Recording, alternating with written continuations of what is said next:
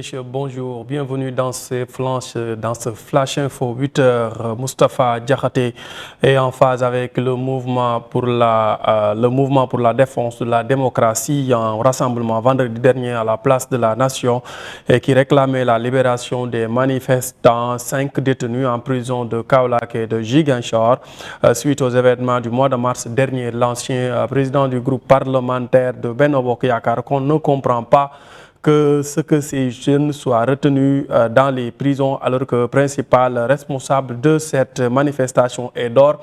C'est Ousmane Sonko qui doit être à leur place. Il a appelé à ce soulèvement sur la base d'arguments fallacieux. Il dit que Macky Sall veut se présenter en 2024 alors qu'il n'en est rien, a-t-il martelé sur les ondes de la RFM.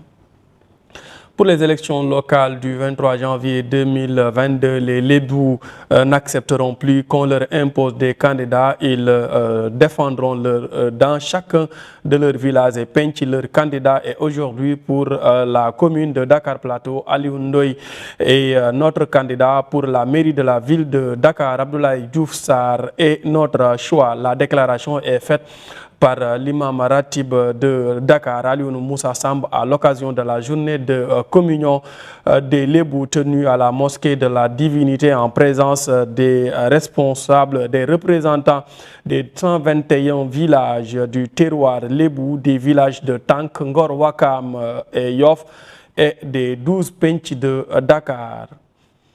Au deuxième jour de sa tournée dans le nord du pays, le président de la République, Macky Sall, a enchaîné dimanche les inaugurations d'infrastructures routières électriques et lancement de travaux, a constaté les envois spéciaux dans le département de Podor.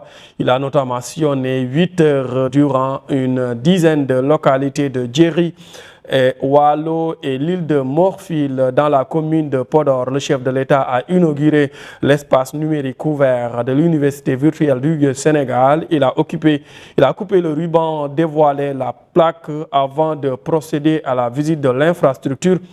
Il a par la suite remis du matériel agricole à des paysans locaux. Dernier acte de son séjour dans cette commune de la région de Saint-Louis sur la route de Ndioum. Le chef de l'État, Macky Sall, s'est arrêté à Diatar pour lancer les travaux de la route Diatar-Halwar. Cette route d'une linéaire de 42 km est financée par la Banque arabe pour le développement économique en Afrique et l'État du Sénégal.